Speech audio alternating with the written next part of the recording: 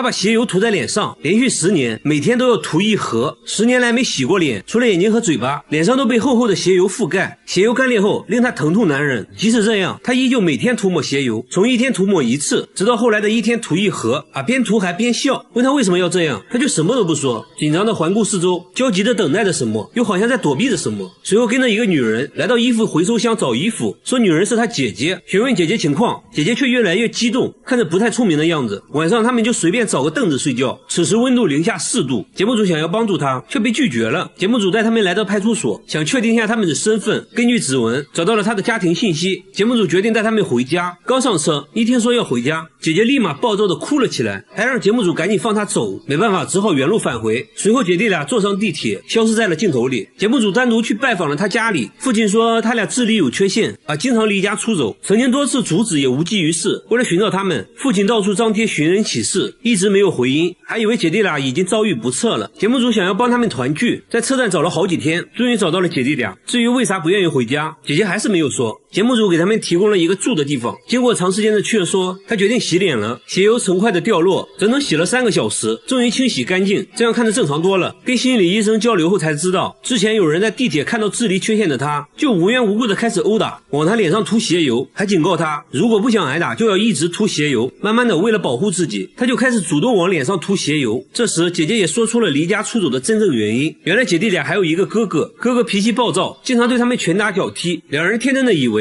只要哥哥看不到他們就不會挨打了，才會不断的離家出走。經過長時間的心理諮詢，姐弟倆終於放下心理包袱，同意回家，一家人終於團聚了，還表示以後不會再離家出走了。他後背上多出了半隻手，像是一個嬰兒趴在了背上，但他家就一個孩子，左邊露出的腳是自己的，旁邊看起來根本就沒有人，想想都覺得後怕。繼續翻看手機相冊，直接嚇出一身冷汗。詭異的照片還不止這一張，這張照片上也出現了神秘的影子，有胳膊有腿的，看起來很像人。當時連續拍了2張，奇怪的是，第2張照片上影子又神秘消失了。詭異的現象總是和孩子一同出現在照片裡，他们甚至懷疑被什麼不好的東西纏住了。而且自從拍下這些照片後，手機就莫名變得很卡。夫妻倆是真的怕了，趕緊找到了專家。通過分析照片信息，專家不認為這是靈異事件，說拍到的東西是真實存在的。聽到這裡，夫妻倆更慌了。只見專家對照片調了下顏色，就看到影子周圍有一圈明顯的線條。專家大膽猜測，可能是之前車窗貼紙留下的印記。雖然肉眼看不出來，但手機是可以拍出印記的。為了驗證這個說法，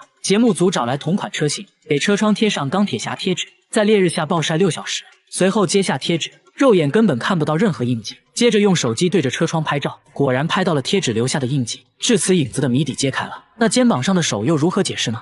專家仔細觀察後發現，大腿旁邊凸出來一個三角形的東西，像是裙子的衣角。他推測，當時後面可能有一個1.2米左右的女孩，正好舉了手。由於視線遮擋，拍出來就只有一隻手而已。節目組接着完美還原了當時的場景。至於手機變卡，就單純的因為手機內存滿了而已。該換手機了。大姐生孩子不去醫院，卻來到了按摩店，讓技師瘋狂按壓肚子。因為這肚子裡的東西實在太怪，懷了3天就要生了，這是怎麼回事呢？就在3天前，她因為胃痛來醫院，沒成想卻檢測出了嬰兒的心跳聲。原來她並不是胃痛，而是馬上要生了。大姐直接懵掉了，才知道自己早就懷孕了。比大姐還震驚的是她丈夫，由於工作原因，夫妻倆已經分居7個月了。現在你說你懷孕要生了，這要怎麼解釋呢？丈夫甚至懷疑她外面有人了。不過醫生給出了解釋，說大姐也是懷胎10月來着，只是她不知道而已。大姐說，雖然肚子確實大了一點，她就單純的以為自己胖了，還特意去做了減肥按摩，就是專門按肚子的那種。就算是這樣，那肯定有一些懷孕的症狀吧，就比如例假肯定沒有了吧。大姐說例假確實一直沒來，但自己這方面一直不規律，所以也沒在意。不得不說，大姐心是真大。後知後覺的大姐非常自責，只希望孩子能平平安安的。不過意外還是出現了，生產過程中臍帶纏住了寶寶的脖子，情況十分危急。好在經過幾個小時的手術，最終大姐順利生產。孩子有個這樣的媽，能活下來還真是個奇蹟。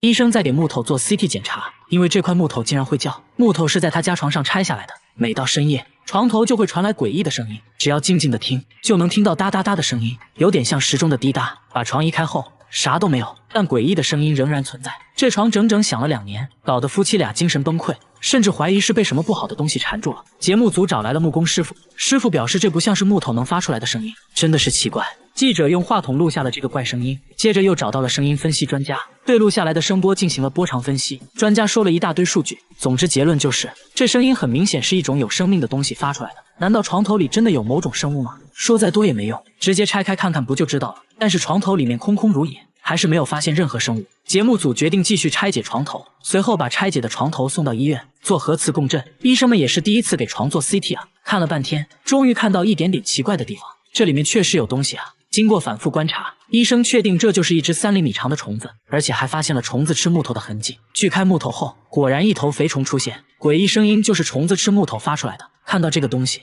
夫妻倆是想哭又想笑，原來都是他在搞鬼。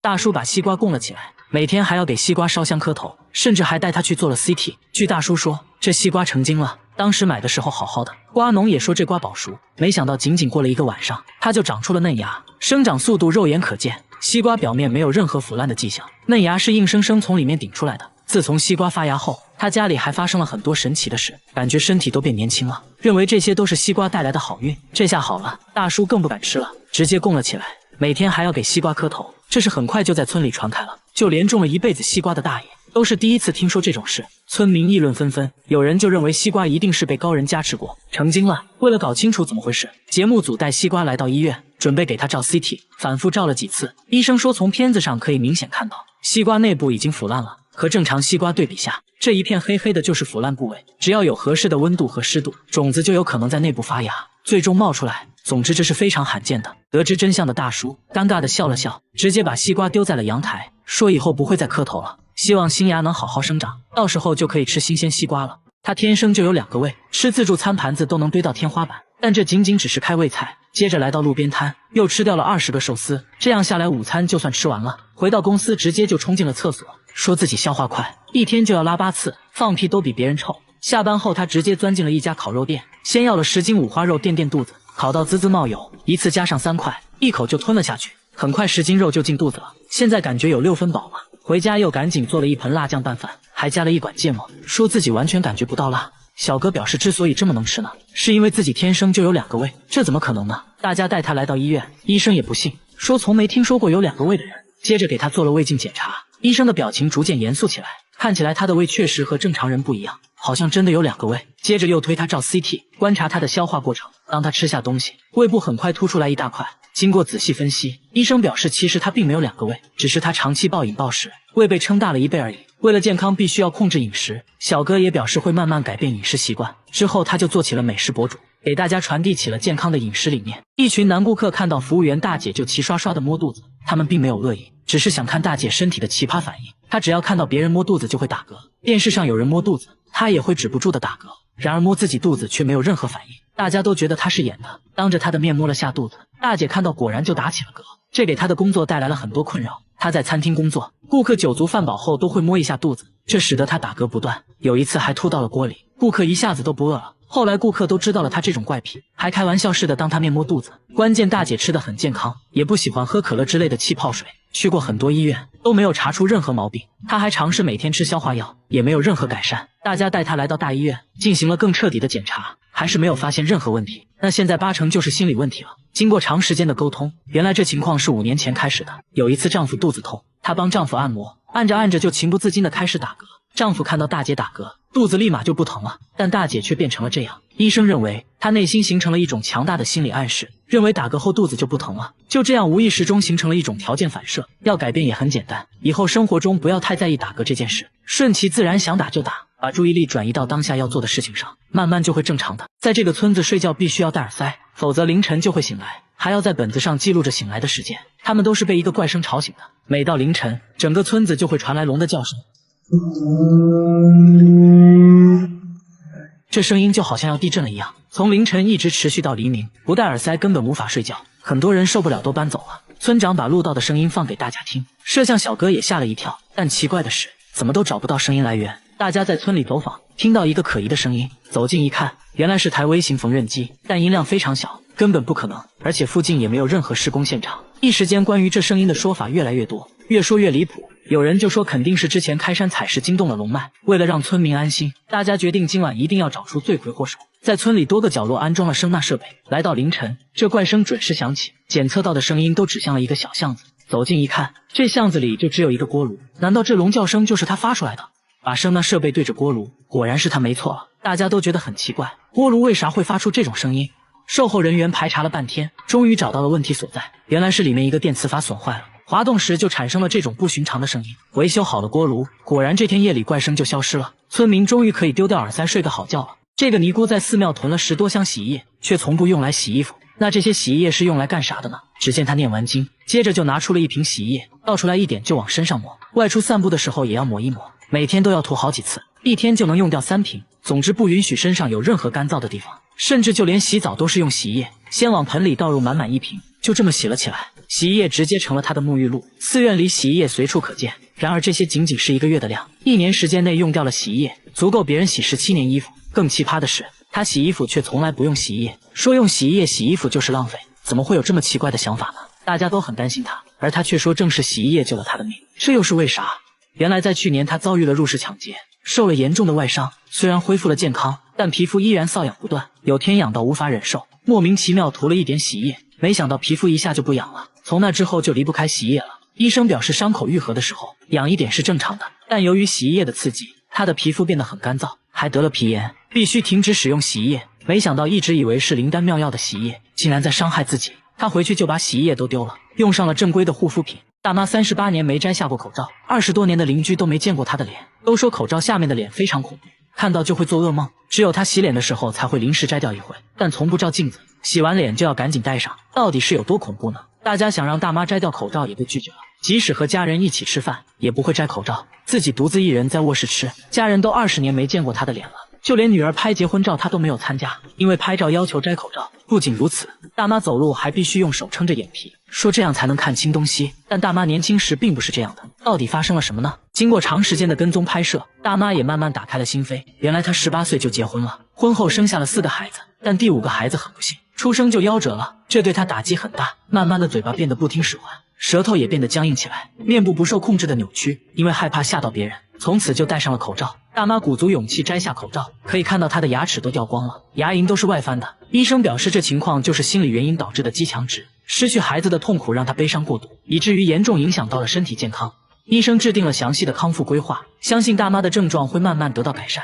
大媽每天來餐廳卻從不吃飯，老闆卻開心得不得了，只因大媽有個絕活，一巴掌就能抓到25隻蒼蠅。據說沒有一隻蒼蠅能活着逃出她的手掌心，家裡的蒼蠅見到她都嚇尿了。只見她慢慢靠近，手掌微屈，突然發力，蒼蠅就到手了。看着只是簡單的揮揮手，攝像小哥覺得自己也可以，結果一隻都沒抓到。大媽看着小哥笨拙的手法微微一笑，說捉蒼蠅其實很簡單，首先要預判蒼蠅的走位。蒼蠅剛起飛的時候不太容易拐彎，手掌4指併攏，慢慢迎着它的頭部靠過去，離蒼蠅大概10公分時保持靜止，等到它搓手的這一刻，迅速掃過去，就可以把它活捉了。抓到蒼蠅後用力搖晃，等它迷迷糊糊了，猛地摔向地面，蒼蠅就掛掉了。很快地上就收集了一堆。大媽處理蒼蠅的方式也很簡單粗暴，直接丟火裡。家裡時常會飄來一股雞肉味，在大媽努力下，家裡蒼蠅日漸稀少。有時候實在手癢了，大媽還會免費給附近餐廳抓蒼蠅，只要她出手絕對不會落空，引得餐廳老板連連喝彩。即使滅蠅器也沒有大媽徒手抓得多。不得不說大媽的技能真的很實用啊。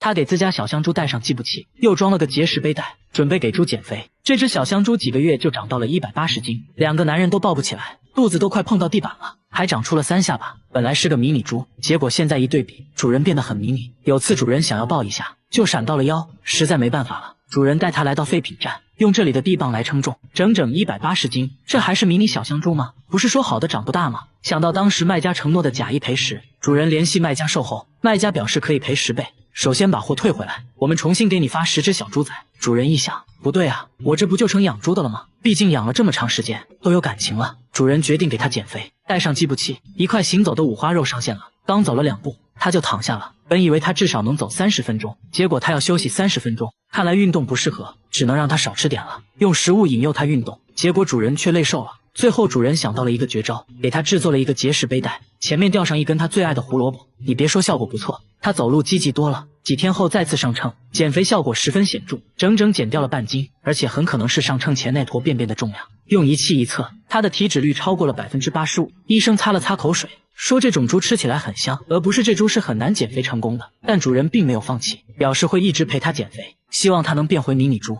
大叔只是在走路，卻引來一群人圍觀，大家笑得合不攏嘴，都在看他的腿。他竟然在用手走路，還都是走的鵝卵石路面，這得有多疼啊！有人認為他可能雙腿有殘疾，不得不這麼做。這時大叔卻突然站了起來，可以看到手上都磨出了厚厚的老茧，还有未愈合的伤口，难道不疼嗎？大叔轻蔑一笑，说自己都做了5年了，不仅不疼，做完还非常爽。不管是鹅卵石路面还是泥巴路面，大叔走的都很轻松，无论春夏秋冬都无法阻挡他用手走路。即使在公司，他午休的方式也很特別，倒立睡觉，甚至还打起了呼噜。为啥会痴迷于这樣的锻鍊方式呢？原來大叔之前得了嚴重的頸椎病，必須要做手術。然而那段時間自己生意失敗，根本沒錢看病，每天情緒低落，甚至得了抑鬱症。處在絕望中的他，於是想通過運動來改善身體狀況，讓自己振作起來。這麼一做就做了5年，慢慢的頸椎也不疼了。畢竟大叔是家裡頂梁柱，妻子還是很擔心他，帶他來醫院做了全面檢查，果然頸椎恢復的不錯。接着又給雙手做了 CT， 因為有老繭作為護墊，長期倒立對手部關節並沒有什麼損傷。醫生表示倒立運動對他恢復還是很有利的，可以堅持鍛鍊。聽到這話，大叔更開心了，出了大門就一路用手走回了家。這家餐廳的14號桌沒人敢坐，連店主都不敢靠前。聽到14號桌的服務鈴就會起一身雞皮疙瘩，因為一到深夜，14號桌的服務鈴就會一直響個不停。但14號桌並沒有客人，最關鍵的是桌子上也沒有服務鈴，電鈴半年前壞掉就丟了。這詭異現象已經持續了1年，最近還變得越來越離譜，白天也開始響鈴。據店主回憶，半年前有個人經常來他家吃飯，就一直坐在14號桌。有次和朋友發生了衝突，電鈴也是那次壞掉的，一直沒有安裝新的。從那次起，這個顧客就沒再來過。聽說是出了車禍，也是從那時起，14號鈴就開始一直響，就好像有東西在召喚一樣，以至於店主現在聽到鈴聲就會起雞皮疙瘩。大家找來廠家售後，檢查了餐廳裡的每一個鈴鐺，都可以正常工作。接着又把顯示器設備拆開，研究了半天，也沒看出什麼問題。但售後提出了一種假設，如果附近有使用同款電鈴的商家，恰巧頻率一樣的話，別人家按響14號鈴，可能會導致他家電鈴也會跟着響。大家接着走訪了附近所有商家，並沒有找到使用相同設備的商家。沒辦法了，節目組又諮詢了無線電方面的專家，專家說附近有幾個大型的廣播站，有可能是廣播站干擾到了信號，但這也僅僅只是猜測。如果是廣播站影響的話，這條街的店鋪都應該出現這種現象才對，為什麼偏偏只有他家受到了影響？詭異的鈴聲還在繼續，直到最後也沒能解開謎團。每次開車經過這個收費站，車載導航就會離奇失靈，觸屏一點反應沒有，但經過其他收費站卻一切正常。大叔說回老家都是走這條高速，每次都會出現這種情況，持續了好幾年，好像有什麼東西試圖阻止他上高速。而且據他了解，這個收費站之前就是一片墓地，現在越想越害怕。大家猜測可能是這個車型的設計缺陷，於是找來了同款車型測試，結果一切正常。大家又覺得可能是收費站的無線電信號干擾到了導航，隨後用設備在附近一測，並沒有發現任何無線電信號。經過了解，大叔每次過收費站後都是直接右轉。專家決定這次在經過收費站後，選擇直行看看有什麼反應。沒想到啊，直行後導航正常運行，沒有出現失靈的情況。這時專家看着遠處的指示牌，瞬間恍然大悟，直接讓大叔升級導航系統。等系統更新完成，再次經過收費站，果然就正常了。專家這時也給出了解釋，原來導航沒升級之前只能識別25個字，然而要去的地方路標指示牌上超過了25個字，導致導航無法識別，崩潰了。用黃金來補牙是種怎樣的體驗？今天我們就來看看你用黃金補牙的過程。看到最後，我承認我羨慕了。現在就給你安排，等你躺平後，醫生給你蒙上手術巾，開始操作。先用金剛石鑽頭去除腐質，腐質呢，也就是蛀牙上的黑色物質。為了將腐質去除乾淨，需要在幾處做好標記，沿着標記保持垂直，一點點的去除腐質。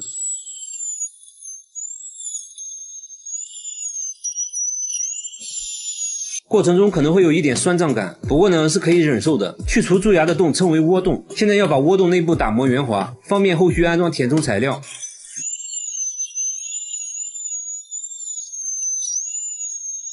接着吹乾窩洞內的水分，你這顆牙壞得很深，內部還有殘留的腐質，醫生換上小鑽頭繼續去除。腐質已經靠近了牙神經，去除過程中要盡量小心。再次吹乾牙齒內部，現在腐質已經清理完畢，接着就進入了修復環節，先塗抹上一層粘合劑，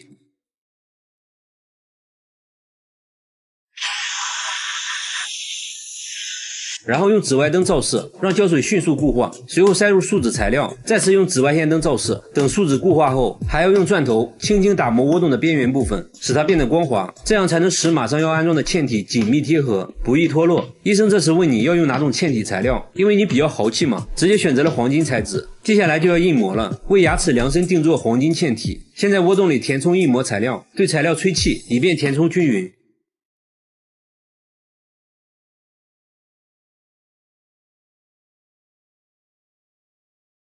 用力按压後，等硬膜材料变硬，可以看到硬膜很精確，這時呢就可以根據硬膜製作黃金嵌體。等嵌體製作完成後，醫生會再次塗上粘合劑，接着呢給你安裝金燦燦的黃金嵌體。把多餘的粘合劑擦乾淨，等它固化後，黃金嵌體就牢牢站在了你的牙齒上，這樣呢你又可以啃骨頭了。好了，做完了，醒醒吧。大姐上廁所從來不用紙，必須用紙的話，就要把用完的紙留着，下次繼續用。用完的衛生棉也要洗洗接着用。為了省水，馬桶要斬1天，睡覺前才會沖1次。28年來沒買過一件衣服，短褲都是30年前趁降價買的，鬆緊帶已經沒有彈性了，沒關係，用夾子夾上照樣穿。襪子都穿到脫絲了，變成了薄薄一層。短袖從小穿到大，上面全是洞。他還說希望再穿個20年。洗髮水也是各種免費試用裝。洗衣服用洗衣機就太費電了，直接把衣服泡在洗澡水裡，洗完澡順便就把衣服洗了。我覺得這樣還是浪費，應該把洗澡水收集起來沖馬桶才對嘛。家用電器都是用優惠券兌換的，為了省下每月17元的燃氣費，他把家裡燃氣停了，只要花錢一切免談。很多人覺得這樣省錢完全沒必要，你再省也買不起房子啊。哎，人家買了市中心的房子，還還完了貸款，家具全是垃圾箱裡撿的，別人丟的瑜伽墊被他撿來當床。然而像他這樣節儉的人，卻準備請朋友來家裡做客，那自然要提前準備了。首先要打扮一下，剪個美美的髮型，剪刀還是上學時室友不要的。聽說有家店在清倉處理，他決定揮霍一次，看中了一件10塊錢的衣服，還想讓老闆再打個5折，接着掏出了一堆硬幣。老闆說，我這都打骨折了，要不送給你吧。那太好了，我先把錢收起來。接下來就是給朋友準備晚餐了。只見他來到垃圾桶旁邊，好朋友要來家裡做客，他卻在垃圾桶裡找食物招待朋友。他特意來到高檔餐廳門口的垃圾桶，說這裡丟掉的食物品質好。在路人詫異的目光下，他開始採購了。哎，你看這不就有很多新鮮的葡萄嗎？還有西紅柿，做個西紅柿炒葡萄，哎，不錯。今天運氣也很好，還找到了一盒烤雞，看了一下生產日期，才過期6天而已，非常適合給朋友當主食。最後還找到一盒蛋糕，這下齊了，餐後甜點都有了。這時店主想要趕走他，他沒有感到一絲尷尬。他認為只要你把食物丟進垃圾桶，那就是公共財產了，自己就可以正大光明的撿。還說你們真是太浪費了，下次丟垃圾的時候能不能先給我打個電話？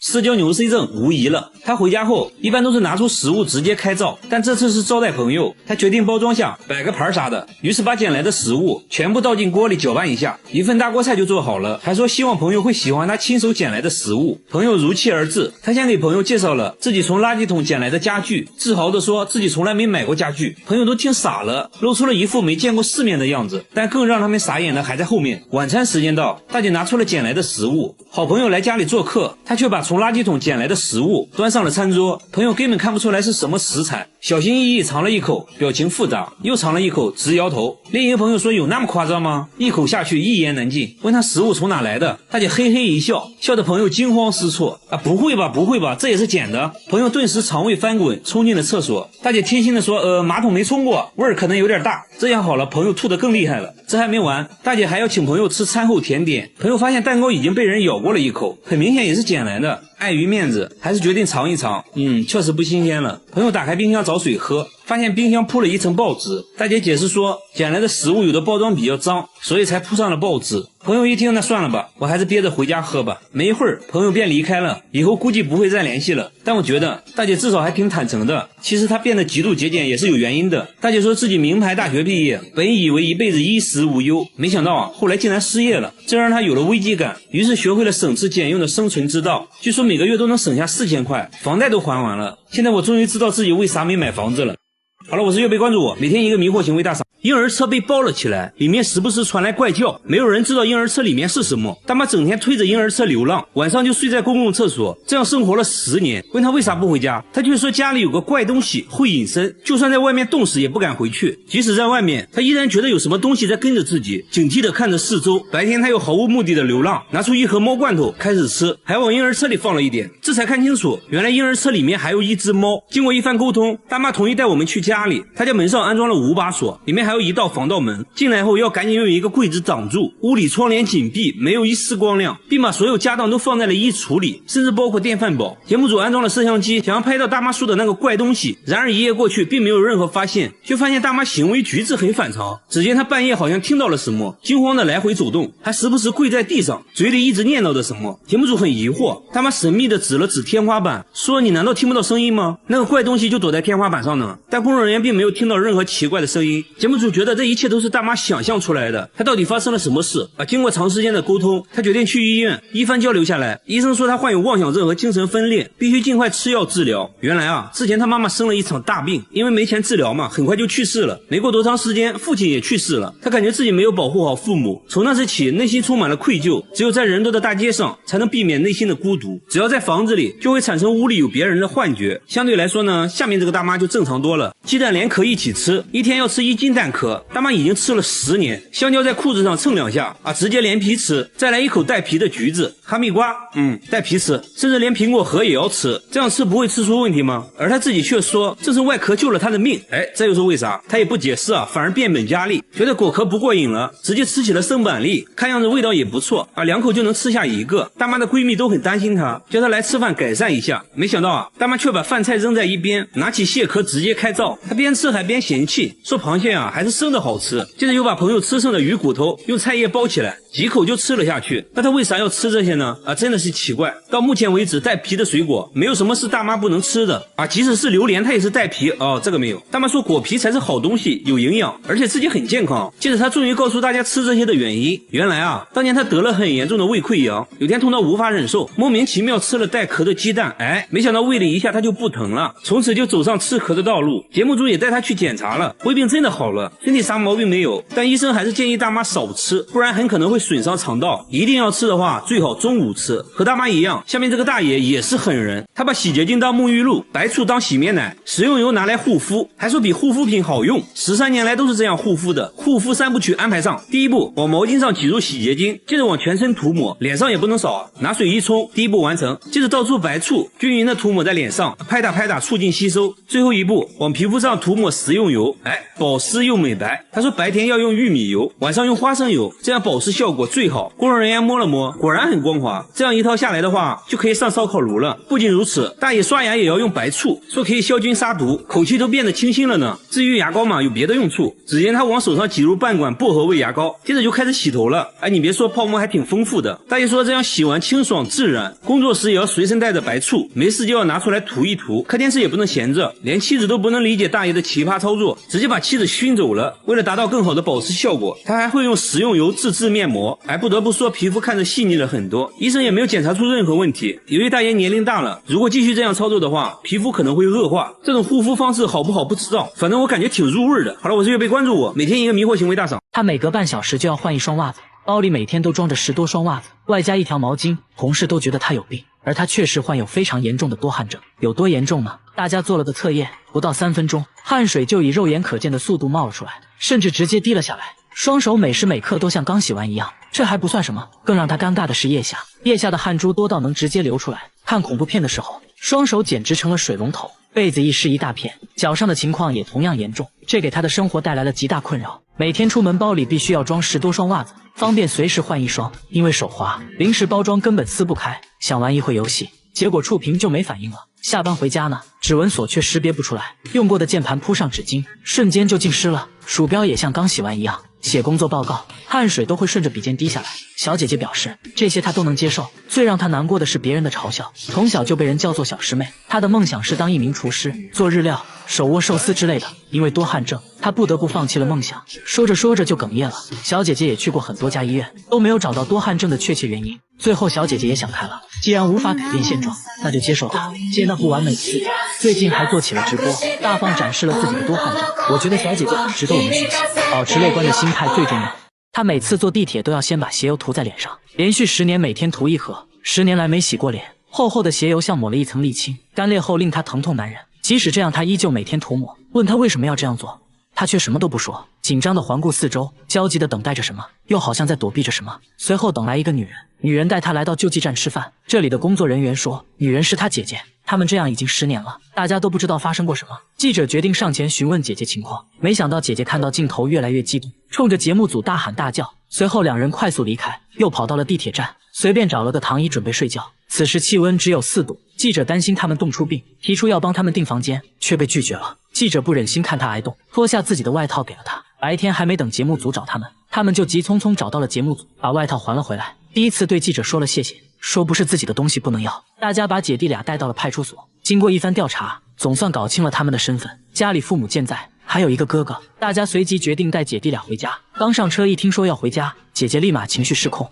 說什麼都不要回家，哭着求大家放她走。無奈之下，只能讓他們離開。隨後记者單獨找到了他家，才看清這家的情況。父親身體不好，母親痴呆。父親說這兩姐弟從小就不正常，經常無缘無故的一起離家出走，曾經多次阻止也無濟於事。為了尋找他們，父親到處張貼尋人啟事，一直沒有回音，還以為姐弟倆已經遭遇不測，就連父親也不知道他們為什麼每次都要離家出走。大家在地鐵站找了好幾天，總算又找到了姐弟倆。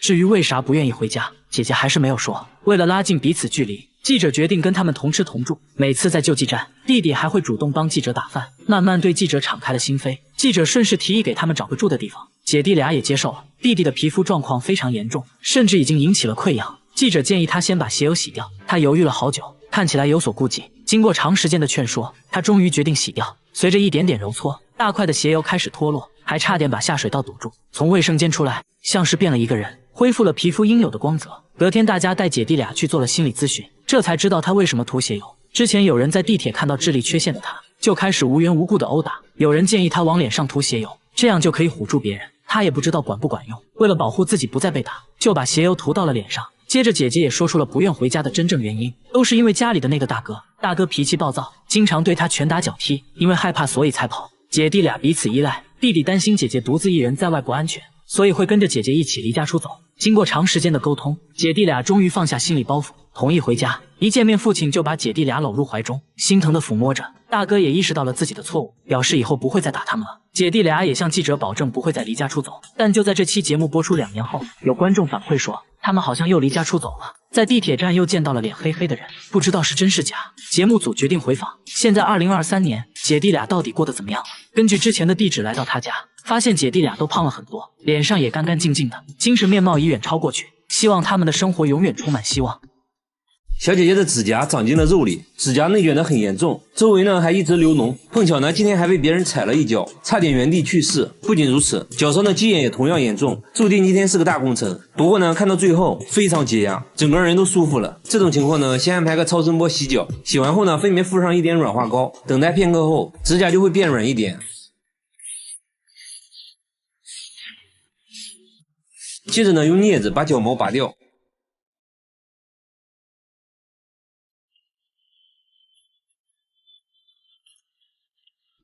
現在呢，開始用刀子一點點的刮掉雞眼和老繭。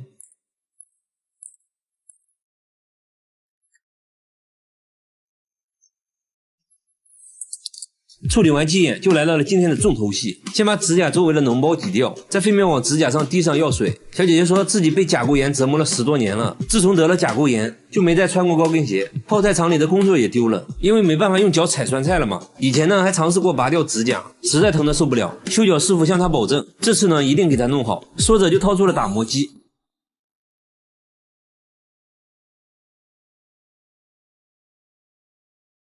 然後再把指甲內的污垢摳出來，那味道實在太下飯了。做完這些後呢，師傅拿出了剪刀，把嵌入皮膚的指甲通通剪掉。指甲已經和皮膚粘在了一起，看着就很疼。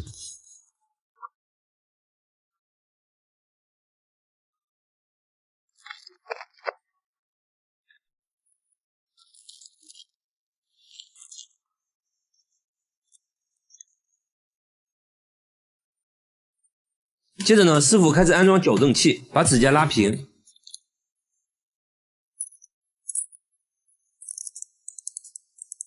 那麼隨着時間的推移，指甲呢就會慢慢長成正常的形態。依次把剩下的指甲處理完畢，塗上一些護理液，修腳就完成了。大家切記，腳趾甲兩側不能剪太短，一定要剪成平的，這樣呢以後就不會出現甲溝炎了。他靠着文爸爸的臭襪子成功減肥，1年時間內竟然從160斤減到了98斤。他只要肚子餓了就去聞爸爸的臭襪子，還說剛脫下來冒着熱氣的襪子效果最好。之所以用這種奇葩的減肥方式，完全是因為那件事，直到最後瘦下來，我才知道她有多漂亮。她之前也是個苗條的女孩，22歲那年去海外留學，寄宿在當地的居民家裡。這一家人呢都是重量級的，每頓都是大魚大肉。她剛開始也很懵，因為本身不喜歡吃肉，但架不住主人的熱情，就跟着吃了起來。加上聽不懂英語，別人問她好不好吃，她只會說 yes。主人以為她很喜歡吃肉，之後呢更是頓頓大魚大肉。僅僅過了3個月，體重就增加了30斤，漸漸的也習慣了這種飲食方式。吃飯時她最常說的就是再來一碗。她尤其喜歡吃奶油，無論是烤肉還是零食，她都喜歡蘸上滿滿的奶油。慢慢的她發現之前的衣服已經穿不下了，肚子上的游泳圈也越來越明顯。但即使這樣，她也不覺得自己胖，因為和當地朋友比起來，她屬於是非常苗條的，而且當地男生就喜歡胖胖的女孩。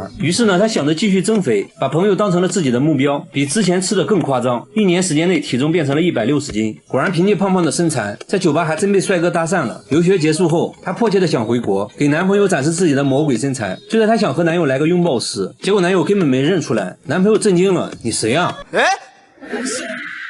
隔天男友就提出了分手，理由呢也非常直接啊，你太胖了。他終於明白自己這不叫微胖，而就是胖，發誓要減肥。於是呢開始運動，接着控制飲食，堅持了沒幾天，實在餓得受不了了，就在放棄的邊緣，突然傳來了一股惡臭。抬頭一看，就看到了爸爸的襪子。有這麼臭嗎？拿過來一聞，差點暈過去，瞬間就沒了食慾，還不停的想吐。他突然靈光一現，通過聞臭襪子來控制食慾好像還不錯。於是只要肚子餓了就去聞爸爸的臭襪子，剛脫下來的襪子效果最好，聞一下能頂一整天。再後來呢，他把臭襪子隨身攜帶，父母吃飯他就聞臭襪子。就這樣堅持用聞襪子的方式減肥，1年時間內他從160斤減到了98斤。之前的褲子穿在身上足足大了一大圈。但是大家不要模仿，這只是他個人的減肥方式，不一定正確，也並不適合所有人，搞不好啊還容易肺部感染腳氣。減肥呢量力而行，健健康康最重要。仔細看，他家臥室的牆上居然會不停的出血，即使擦乾後還是會有紅色液體不停的滲出來，而且只有靠着床的這面牆會出現這種現象。把滲出部位打開後，可以看到紅色液體是從牆體內部滲出來的，內部還填充了保溫材料。主人說這種情況是2周前開始出現的。那天早上起來就發現牆壁出現一個硬幣大小的紅色斑點，他懷疑是身上的傷口印上去的，但是他根本就沒有受傷，這就很奇怪了。他也沒太在意，繼續上班。下班後他發現紅色斑點越來越多，用刀子把牆紙割開後，裡面就開始滲出紅色液體，這多少有點恐怖了，該不會裡面有什麼不乾淨的東西吧？隨後節目組在滲漏處貼上紙巾，用攝像機全程記錄，沒一會兒乾淨的紙巾上就出現了紅色液體，會不會有貓咪之類的卡在了裡面？但主人說應該不會，牆裡面沒有任何空間，牆體厚度也就10多公分。為了保暖，他們還填充了保溫泡沫。更蹊蹺的是，隨着紅色液體的出現，他父親的身體變得很差，自己也發生了一些怪事。為了搞清楚怎麼一回事，節目組找到了專業的裝修師傅，師傅也覺得很奇怪，從來沒見過這種情況，於是他決定上門一探究竟。一番檢查下來，師傅決定揭開牆紙，瞬間一大片紅色印記出現，這到底是什麼東西？師傅看着紅色液體陷入沉思，經過漫長的等待後，他終於講話了。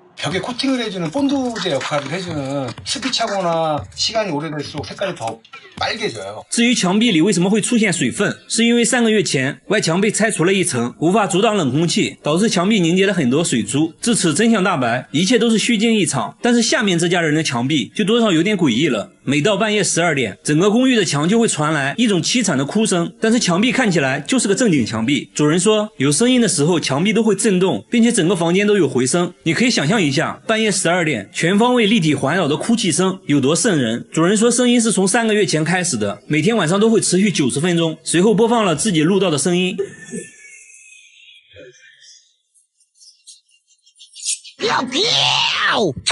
聽起來又哭又笑的，看起來這隻鬼的情緒不是很穩定啊。節目組還詢問了公寓其他住戶，發現很多人都有同樣的困擾，他們也錄到了一樣的哭泣聲，都表示聲音是從牆裡傳來的，而且有聲音的時候，燃氣管道都會震動。物業也調查過原因，關閉了所有能產生噪音的設備，但最終聲音還是沒有停止，很多人因此都無法安心睡覺。節目組帶着錄音找到了專家，隨後專家發現了異常，錄制的聲波和真人聲波差異很大，而且錄制的音頻有一種很規律的循環，所以專家認為聲音應該是人為剪輯過的，並且是在錄音機上循環播放的，所以是有人故意這樣做的。現在問題來了，那到底是誰搞的惡作劇？節目組在公寓不同位置都安裝了攝像頭，想要找到這個人，接下來就是等待聲音的出現。但是一夜過去了，完全沒有出現哭泣聲，一晚不行那就2晚。節目組在其他樓層安裝了更多的攝像頭，果然功夫不負有心人，最終還是沒有出現聲音。其實我覺得已經沒必要再調查了，很明顯惡作劇的人就在公寓裡，至於是哪個就不好說了。過了好多天，小哥又給節目組打來電話，說這些天都沒有再出現声音，自己睡得也很好，而且還找到了女朋友。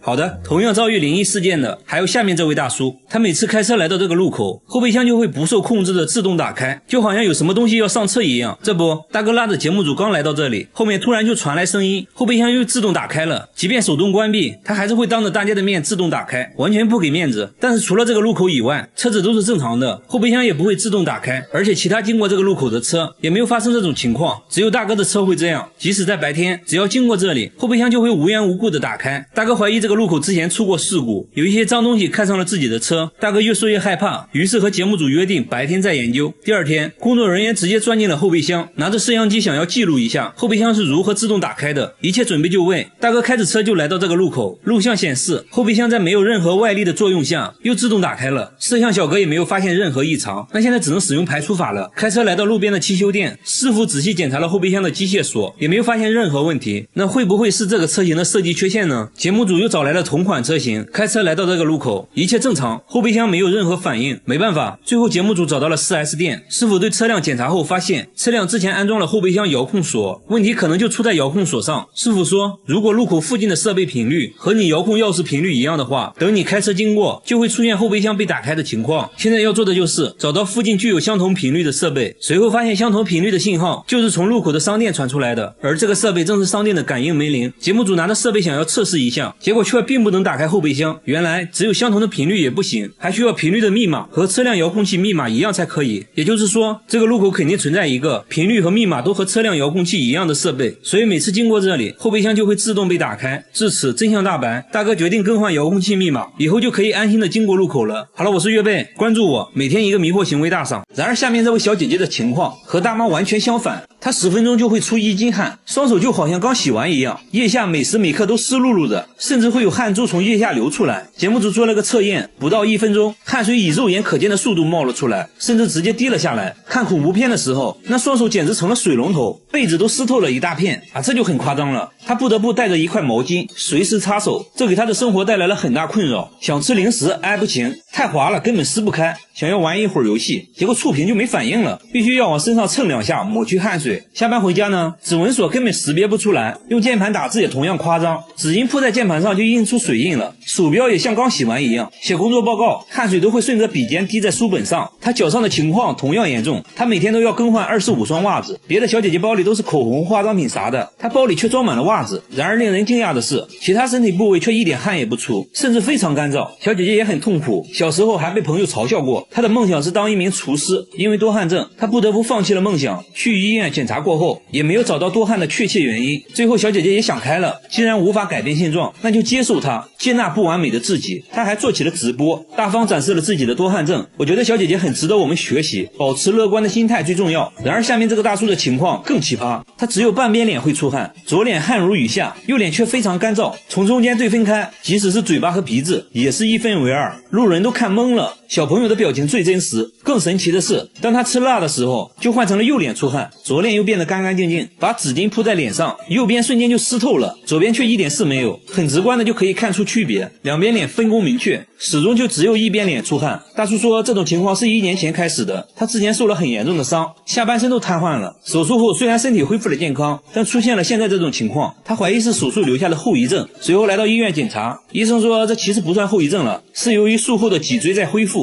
中途可能壓迫到了汗腺神經，才出現了半邊臉冒汗的現象。不過不用擔心，等脊椎恢復正常後，汗腺就可以正常工作了，这種情況就會慢慢消失的。聽到這些大叔就放心了，保持樂觀的心態，等它自動恢復。但我有個快速恢復的方法，在很熱的地方吃辣的，那不就兩邊都出汗了嗎？對吧？嘿嘿，我真是個機智的少年。好了，我是月貝，關注我，每天一個迷惑行為大賞。大媽一輩子都沒出過汗，39度的氣溫下跳繩1小時，頭上一滴汗都沒有。節目組在屋頂鋪了一層錫紙，溫度瞬間達到了45度，大媽躺在上面就開始享受日光浴了。就這樣足足烤了2個小時，大媽都被烤成了3分熟，但還是一滴汗沒有。她還說一點都不熱，甚至感覺有點冷。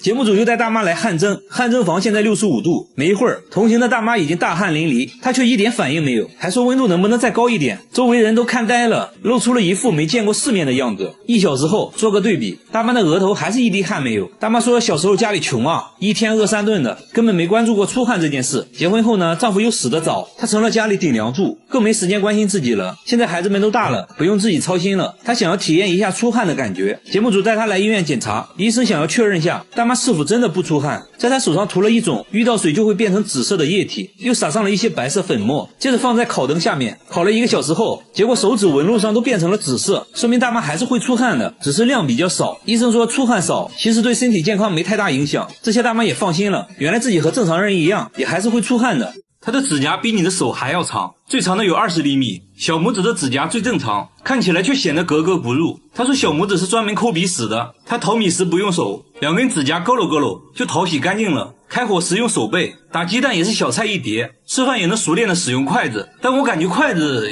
有點多余啊。電腦打字用鉛筆，剝橘子就要用鑷子，戴手套也難不倒他，把手套剪個小洞就行了。金剛狼見了都直呼內行啊。他還要花大量時間保養指甲，一瓶指甲油只夠用1次的，完事還要給指甲戴上保護套，以防在睡覺的時候折斷。出門上街必須要把指甲護在胸前，回頭率那是100%，路人的表情說明了一切。大姐不僅指甲長，頭髮也很長，頭髮都能拖到地板上。我覺得她演梅超風都不用化妝，即使是周圍鄰居在晚上遇到大姐也會被嚇到。鄰居都想不通大姐為啥要留那麼長的指甲，原來大姐從小就愛臭美，最喜歡做的就是塗指甲油。有一天晚上做夢，夢中人告訴她無論發生什麼都不能剪指甲，否則就會遭遇不幸。剛開始大姐也沒當回事，這不就是個夢嗎？但是每當她剪指甲就會心跳加速，剪完指甲就會生病，後來就開始一直留指甲了。為了讓自己的指甲顯得不那麼詭異，大姐來到美甲店，店主剛開始也被嚇了一跳。店主在大姐指甲上畫上圖案，這樣又顯得可愛多了。大姐說會一直留着指甲，準備以後出演梅超風。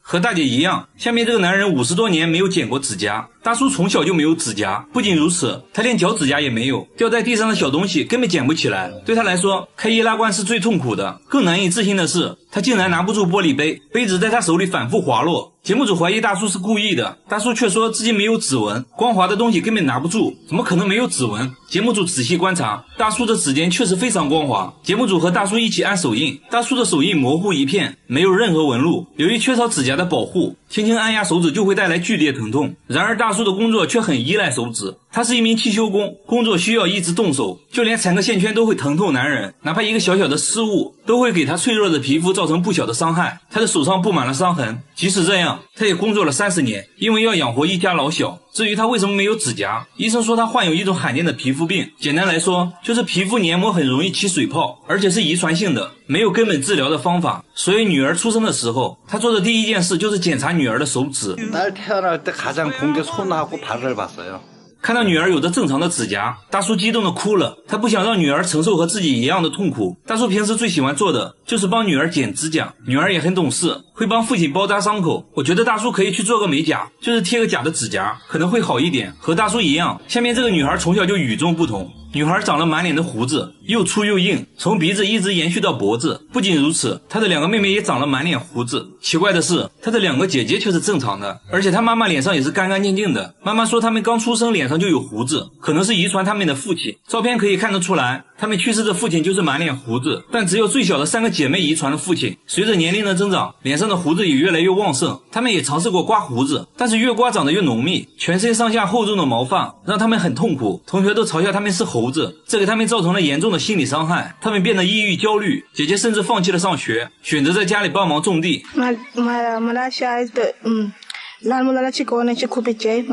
毛髮摧毀了他的夢想。為了讓2個還小的妹妹擺脫毛髮的束縛，他帶妹妹來到醫院，醫生拿放大鏡仔細檢查，說就算是遺傳，這種情況也是非常罕見的，在學術界還沒有和他們一樣的案例。醫生給他們做了激光脫毛，但很快鬍子又長了出來。醫生把毛髮樣品寄到了研究所，現在只能等待分析結果。雖然不確定有沒有治療方法，但只要有希望，等待的過程也是開心的。那最後就祝他們早日恢復正常，繼續追逐夢想。好了，我是月貝，關注我，每天一個迷惑行為大賞。這個車載導航太詭異了，主人每次導航回老家都會導航到墳墓，明明前面就到家了，導航卻要求掉頭。那行吧，節目組決定跟着導航看看究竟。前面已經沒路了，他們步行來到導航目的地，結果目的地就是一個墳墓。那這是誰的墳墓呢？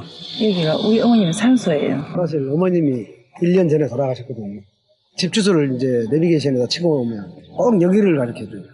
从地图上可以看得出来，坟墓和老家之間的距離很近。節目組猜測有可能是導航本身故障，才導致位置偏差。畢竟導航出錯還是挺常見的。結果維修人員檢查過後，都說沒有任何問題。那現在只能使用排除法了。節目組又安裝了同一款導航，讓兩台設備同時導航到老家。真的是奇怪，兩台設備都導航到了墳墓，即使更換了不同品牌的導航，結果都一樣。設備沒問題的話，那有可能是信號問題。畢竟老家在山溝裡，信號肯定不太好。專家也說，如果信號不好的話，最終的導航結果會有1公里左右的偏差。為了驗證這個說法，節目組導航了村裡其他地址，結果都準確無誤的到達。現在唯一有可能的就是老家地址是錯的，但身份證上面老家地址就是607啊，而且導航設置的目的地也是607。一時間，關於導航的謠言越來越多，村口情報站的大爺大媽也是議論紛紛，事情越來越靈異。畢竟是走進科學節目，肯定要搞清楚這到底怎麼一回事。節目組諮詢了村長，村長說他母親墳墓所在的山頭之前也是屬於村裡的，後來被劃分出去了，那會不會是地址重新劃分導致的？隨後節目組來到測繪局諮詢，電子地圖上顯示他家原來的地址編號607，現在被標注為墳墓所在的山頭，而現在他家的地址標注的是757。至此真相大白，一切都是由於地址更新導致的，導航沒有錯，現在的607就是墳墓所在位置。我們再一次走進了科學。發生類似詭異事件的還有下面這個村，每到凌晨3點，整個村子就會傳來類似電話撥號的聲音。小姐姐是第一個聽到這種聲音的，說聲音是從1個月前開始的，而且確定凌晨3點沒有人打過電話，接着播放了自己錄到的聲音。節目組決定等到凌晨3點，看聲音會不會出現5、4、3、2、1。此時所有人的電話都已經關了，小姐姐認為聲音是從外面傳來的。隔天，節目組在可疑區域都安裝了攝像機，又到了凌晨3點，聲音準時傳來，攝像機也沒有任何發現。白天，節目組走訪了附近的村莊，想要找到一些線索，然而附近村莊裡的人都說沒有聽過這種聲音，無功而返。節目組又回到小姐姐所在的村莊，村裡的大喇叭引起了節目組的注意，村民說那喇叭很久沒用了，電線都斷了。隨後在村裡又看到了一個廣播喇叭，村長說由於疫情原因，也已經很久沒用了，但是除了這兩個可疑的喇叭外，就沒有其他能發出聲音的設備了。節目組決定安裝攝像機監控一下，每到凌晨3點，整個村子就會傳來類似電話撥號的聲音。又來到了凌晨3點，聲音再次準時響起，但可以確定的是，聲音就是從第二個廣播喇叭裡傳來的。但此時並沒有人進入廣播站。第二天，村長帶節目組來到廣播站，村長說廣播設備只有自己有鑰匙，除了自己，其他人就算闖進廣播站也無法使用廣播設備。村長還展示了自己的廣播記錄，最近1個月都沒有播過，這就很奇怪了。節目組拿着錄音找到聲音分析專家，專家說這確實和電話撥號的聲音很像。專家結合電話按鍵時發出的不同聲音，分析出了具體的按鍵號碼，連起來的數字並不是電話號碼，而且每個按鍵的間隔時間是一樣的，正常人手動撥號是無法做到的。專家認為應該是廣播設備自己發出的噪音。隨後節目組聯繫到了廣播設備的售後，經過長時間的排查，售後終於找到了問題所在。售後說設備每天都有一個固定的運行信號，可以理解為設備重啟信號。這台廣播設備的重啟信號設置在了每天凌晨3點，這個一般是不會被廣播出去的，但恰巧這台設備的放大器壞了，才導致這個微弱的信號被放大，並且廣播了出去。一切都是虛驚一場，畢竟走進科學是不允許有靈異事件存在的。好了，我是月貝，關注我，每天一個迷惑行為大賞。印度的衛生巾竟然是用香蕉樹做的，據說防側漏的效果非常好，一棵香蕉樹就可以生產3000個衛生巾。看完只能說不愧為印度。香蕉樹其實並不是樹，屬於1年生草本植物，每次採摘完就會把香蕉樹砍掉，以促進新芽的生長，這樣到了來年香蕉樹又可以重新結果。但砍掉的香蕉樹被隨意丟棄在路邊，造成了嚴重的環境問題。印度這家公司就想着如何變廢為寶，經過不懈的研究，還真研究出來了，不僅可以把香蕉樹做成衛生巾，還可以做成各種布料，甚至是糖果。下面來看看他們是如何把香蕉樹变成衛生巾的。第一步，把樹幹切成2半，接着工人把樹幹一層层剥開，隨後送入機器進行壓榨，這樣就留下了樹幹纖維。清洗乾淨後掛起來晾乾，等纖維乾透，繼續把纖維送進切割機，將它們切成更短的纖維。下一步就是将這些碎片通過特殊的工艺，就變成了類似棉花的東西，然後将這些纖維絮送進模具，從模具出來就成了衛生巾的吸水芯。一般情況下，衛生巾是由幾層吸水芯組成，這樣才能吸收更多液體，用起來也更加舒適。接下來工人給吸水芯加上底膜，這些底膜也是用植物纖維做出來的，然後機器对衛生巾压花，就這樣整個成品就做好了。看着和普通的衛生巾一模一樣。接下来最重要的一步质检，用红墨水測試吸水性能，測試達標後就要利用紫外線消毒殺菌，最後就可以進行包裝了。甚至連這些包装袋都是用植物纖維制作的，也就是說，衛生巾的所有部分都是可以生物降解的，可以有效地減少環境問題。这種会上树的羊拉的屎，竟然是当地有名的美食。当地人会在裡面加入少量蜂蜜後，用来蘸着面包吃，据說口感醇香濃厚，跟我們吃的麻醬有相似的味道。就是這一群會上樹的摩洛哥山羊，它們的蹄子分開後可以牢牢卡在樹杈中，站在樹上如履平地。山羊上的也並不是普通的樹木，而是當地一種非常珍貴的阿甘樹。這種樹能生存上百年，果實富含維生素 E 和不飽和脂肪酸，果核則可以榨油。手動去皮的話比較費勁，所以山羊上樹就扮演了一個去皮機的功能，不但能餵飽這些山羊，還能省下不少的工序。山羊無法消化果核，會隨着糞便排出，果核經過山羊的消化後，會形成一種獨特的風味，令當地人神魂顛倒。當地人收集這些糞便，在裡面篩選出果核，經過手動清洗、低溫烘烤，然後再將其用石磨碾碎，這樣就生產出了阿甘油。阿甘油被稱作液體黃金，是公認的天然護膚品，還可以作為護髮素，能修復受損的毛髮。另外，阿甘油還是絕佳的食用油，味道醇香濃厚，據說價格很高，大約每升300美元，可以說是世界上最貴的油。為了大規模的榨取阿甘油，現在都會採用機器榨油，這種方式出油率高，但是會少了一種風味。榨油後剩餘的殘渣，味道和我們吃的芝麻醬頗為相似。摩洛哥人會加入少量的蜂蜜，用來蘸着麵包吃。如今在摩洛哥的很多地區，仍然可以看到山羊上樹的場景，但已經變成了旅遊景點，遊客可以和他們合影，但很少能吃到羊屎炸的油了。整條街只有這棵樹，每天早上都會劇烈晃動，鳥都不敢在此停留。往下一看，才發現有個大叔在瘋狂地拿頭撞樹，哐哐1分鐘就要撞60次，都撞出血了。大叔卻說這樣對身體好，腦袋鍛鍊完，肩膀也不能少，拿出藥膏隨便塗一塗就好了。這樣真的不會痛嗎？大叔輕蔑一笑，說自己已經鍛鍊5年了，還讓記者摸摸看，果然已經練就出了厚厚的老繭。大叔還一臉傲嬌，勸大家不要模仿，否則很可能腦袋開花哦。這條街上的店主都說，每天都能看到大叔撞樹，就沒見過額頭不流血的時候。不過呢，還是心疼這棵樹多一點。大叔看起來一身的暴力，工作起來卻非常安靜，為啥會選擇這種奇葩的鍛鍊方式？大叔表示自己以前是拳擊手，因為比賽打得不好，根本賺不到什麼錢。為了養家糊口，他脫下拳擊手套，拿上錘子，成為一個修鞋的。由於攤位所在區域治安很差，經常發生一些打架鬥毆的事件。為了防止別人找自己麻煩，他決心變成一個狠人，讓別人都知道自己不好惹，所以就開始了這種奇葩的鍛鍊方式。節目組決定給大叔一個驚喜，帶他來到拳擊館，面對久違的沙袋，大叔躍躍欲試，熟練地纏上繃帶，和陪練一陣切磋。畢竟久戍戰場，看得出來力不從心，但大叔還是很開心，這是自己的夢想啊。大媽剛從銀行取了錢，卻故意丟在了板凳上，把錢還給他，他直接把錢丟進了下水道，接着放聲大笑。看到有鏡頭在拍他，大媽神色慌張地跑開了。走訪一圈才知道，這大媽的反常行為還不止這些。附近菜市場的商販都收到過大媽送的錢，每天送2萬韓元，丟下錢就走，從不說話，真的是奇怪呀。大家在市場安裝監控，經過漫長等待，大媽終於出現了。大家偷偷跟蹤她來到銀行，只見她取完錢又隨手送給了一旁的老太太。出門後又開始給路邊的小販發錢，一出手就是3萬韓元。大家繼續跟蹤，發現大媽的迷惑行為還在繼續。在買了幾個漢堡後，她開始給身邊陌生人分享，剩下了一個，她一口沒吃，直接丟進了垃圾桶。這種種怪異舉止到底是為什麼呢？大家一路跟到了大媽家，才發現她家並不富裕，甚至還有點破。問她為啥要給別人錢，大媽卻一口否認。大家拿出拍到的送錢視頻，大媽立馬改口，說自己是奉命辦事，是山神讓她這樣做的，然後又扯了一些有的沒的，越說越離譜，看起來精神不是很正常。另外，大家還發現大媽財務狀況並不好，存折上也只有7萬多韓元，甚至水電費都沒付，生活本身就很困難。大家去社區街道走訪，街道辦事處的工作人員都知道大媽情況，想要幫助她都被拒絕了。節目組覺得有必要帶大媽去醫院看看了，結果一聽去醫院，大媽直接哭了起來，說自己必須要聽山神的話，否則就會受到懲罰，讓大家不要管她。看起來病得確實不輕啊。經過連續幾天勸說，大媽同意去醫院。和心理醫生交流過程中，大媽還是不斷的胡言亂語。醫生說這就是典型的精神分裂症，同時還出現了幻覺，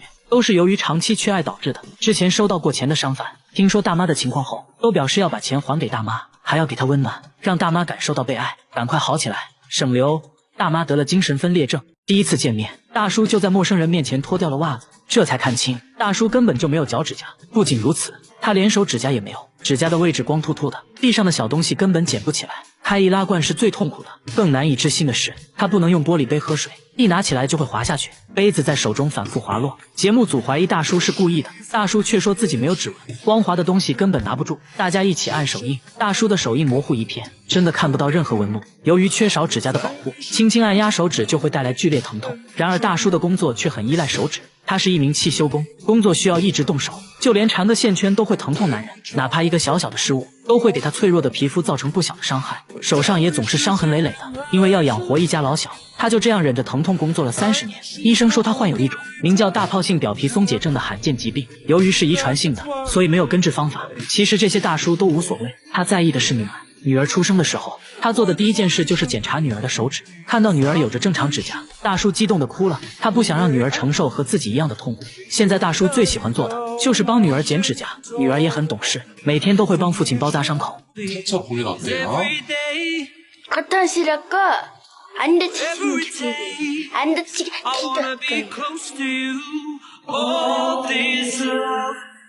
大媽只是穿了件紅衣服，所有人都驚恐地看着她，全都是因為她的指甲，她的指甲比你的手還長，足足有12厘米，小拇指卻顯得格格不入。她說小拇指是專門用來扣鼻屎的。大媽不僅指甲長，頭髮也很長，甚至都能拖到地板上，即便是鄰居在晚上遇到大媽也會被嚇到。大家都想不通，她為啥要留這麼長的指甲，而且指甲還給她帶來了諸多不便。洗頭就只能用小拇指挠一挠，打字也只能借助鉛筆，剥橘子要用鑷子，甚至手套都要先開個洞才可以。她還要花大量時間保養指甲，一瓶指甲油只夠用一次，完事還要給指甲戴上保護套，以防折斷。出門都要把指甲護在胸前，指甲帶來了諸多不便。但為啥要留呢？大媽說自己留指甲都是因為一個夢。原來大媽從小就喜歡打扮，有天她做了個夢，夢中人告訴她，無論發生什麼都不能剪指甲和頭髮，否則就會遭遇不幸。剛開始大媽也沒當回事，這不就是個夢嗎？但說來也是奇怪，從這之後，每當剪指甲就會心跳加速，剪完指甲就真的會生病，也不知道因為什麼原因。後來出於敬畏之心，就開始留指甲了。為了讓指甲顯得不那麼過癮，